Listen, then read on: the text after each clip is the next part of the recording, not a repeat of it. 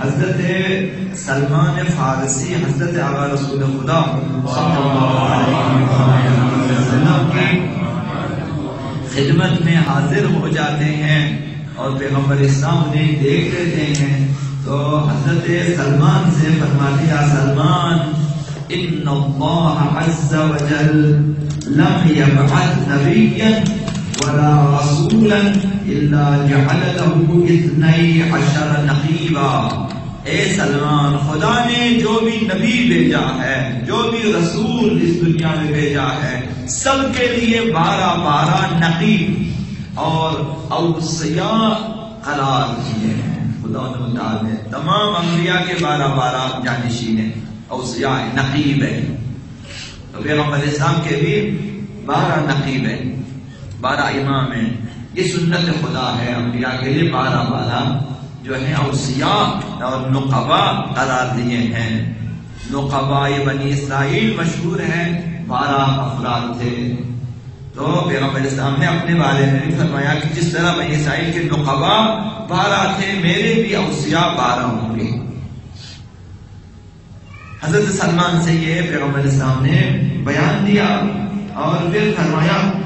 حضرت سلمان نے یہاں پہ سوال کیا پیغمبر اسلام، اس کے بعد اہل بیت کے کچھ فضائل بیان کیے کہ میرے جو 12 اوصیاء ہیں ان کی یہ فضائل ہیں. تو حضرت سلمان نے سوال کیا پیغمبر اسلام سے کہ ما لمن عرف هؤلاء، جس شخص نے آپ کے ان 12 نقبا کو اور 12 اوصیاء کو، 12 اماموں کو پہچان لیا، ان کی معرفت حاصل کی، انہیں ان کی شناخت حاصل کی، انہیں پہچانا کہ یہ کیا ہیں، ان کی کیا حیثیت ہے، اسے پہچان لیا. اس کے لیے کیا پاداش ہے، کیا اجر ہے، کیا ہے اس کے لیے، کیا ہوگا اس کا، کیا مقام ہے اس کا. ما لمن عرف هؤلاء، کیا ملے گا اسے جو آپ کے ان 12 اماموں کو پہچانے. ایک امام کی معرفت کی بات نہیں، 12 اماموں کی معرفت جو کہ ہمارے ہیں، ہمارے دور کے لیے آئے ہیں اور ہمارے نبی کے جانشین ہیں. ان کی معرفت کے بارے میں فرمایا جو انہیں پہچانے گا، ان کی شناخت حاصل کرے گا، ان کے لیے کیا ہے. فقال، پیغمبر اسلام نے فرمایا یا سلمان من عرفهم حق معرفتهم، جو شخص میرے ان 12 جانشینوں کو پہچانے، از علی تا مہدی علیہ السلام پہچان لیں، یہ امام ہیں، ان کی امامت، ان کی ولایت، ان کی رسایت، ان کی عصمت وغیرہ اور ان کے حقوق کو پہچان لیا. پیغمبر اسلام کا جانشین ہونا اور ان کے فضائل و مناقب سے آشنائی حاصل کی اور ایمان پیدا کیا، عقیدہ بنا لیا ان کے بارے میں.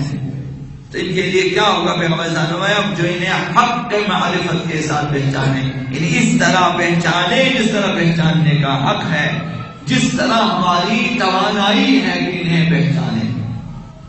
پہچاننا ضروری ہے اور پہچاننے کے بعد خداوند متعال پھر اجر و پاداش اور مقام و مرتبہ عنایت فرماتا ہے.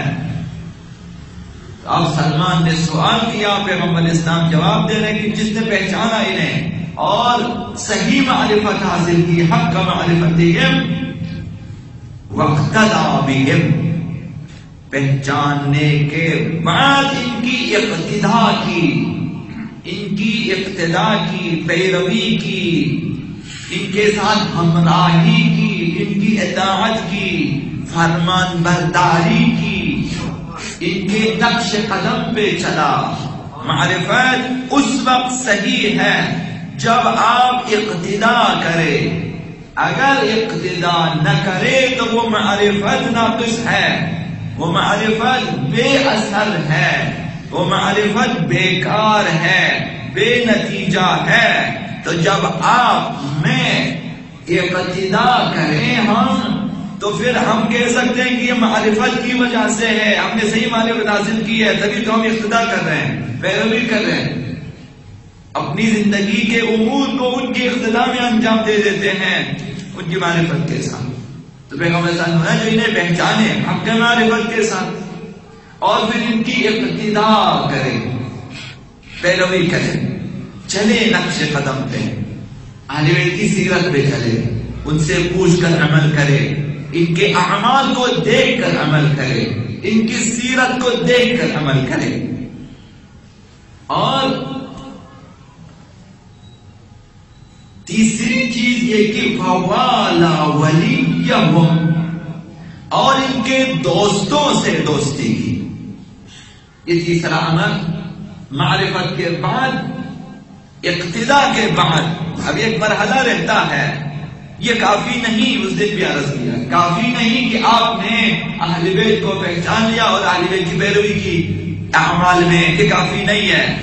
ایک اور چیز ہے، اہل بیت دوستان اہل بیت کو فراموش نہیں کرتے. خداوند بھی دوستداران اہل بیت کو، شیعیان اہل بیت اور محبان اہل بیت کو فراموش نہیں کرتا. یہ خدا کا بھی تقاضا ہے آپ سے، اور اہل بیت کا بھی یہی تقاضا ہے کہ ہمارے دوستوں سے محبت کریں. اب مومنین کو چاہیے کہ اگر آپ مومنین اہل بیت کی معرفت رکھتے ہیں اور اہل بیت کی اقتداء کرتے ہیں تو ایک دوسرے سے محبت کریں، ورنہ ایمان ناقص ہے. پیغمبر اسلام نے اس حدیث میں فرمایا سلمان سے، جو اہل بیت کو پہچانے اور ان کی اقتداء کرے اور اہل بیت کے دوستوں سے دوستی رکھیں. تو پھر یہ 3 مرحلے اور 14 مرحلہ بھی ہے. یہ بھی کافی نہیں ہے کہ مومن آپس میں دوستی رکھیں، محبت کریں ایک دوسرے سے، یہ بھی کافی نہیں ہے. ابھی تتمہ باقی ہے، ابھی تکملہ باقی ہے. تکملہ کیا ہے؟ یہ کہ وَتَبَرَّأَ مِنْ عَدُوِّهِمْ، اور دشمنان اہل بیت سے اظہار براءت کریں. دشمنان اہل بیت کو پہچانیں اور ان سے نفرت رکھیں.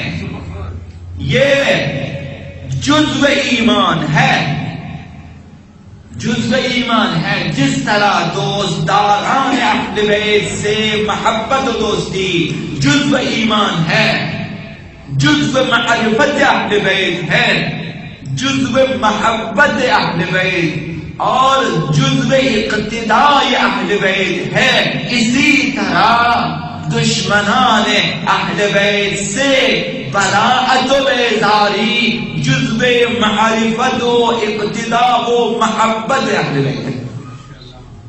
اہل بیت کی معرفت کا تقاضا ہے، دشمنان اہل بیت سے نفرت.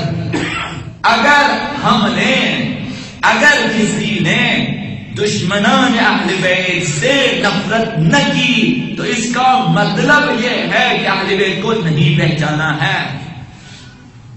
نہیں جس طرح ایک شخص اہل بیت کی پیروی نہیں کرتا تو اس کا مطلب کیا ہے؟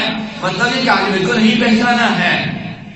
اگر پہچان لیتا ضرور اطاعت کرتا. جس طرح اہل بیت سے محبت نہیں کرتا کوئی شخص تو مطلب یہ ہے کہ اس نے اہل بیت کو نہیں پہچانا ہے.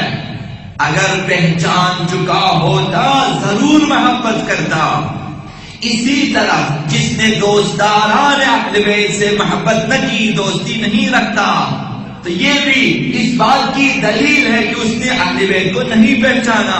اگر اہل بیت کی شناخت حاصل کر چکا ہوتا ضرور دوستداران اہل بیت سے محبت کرتا.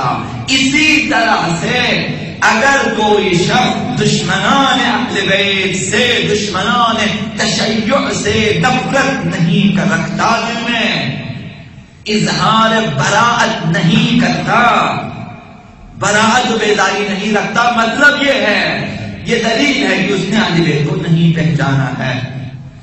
تو اس کی معرفت، حق معرفت نہ ہوئی، معرفت کا حق ادا نہ کیا. تو حق معرفت کب ادا ہوتا ہے؟ یا یوں کہیں کہ اجر رسالت کب ادا ہوتی ہے؟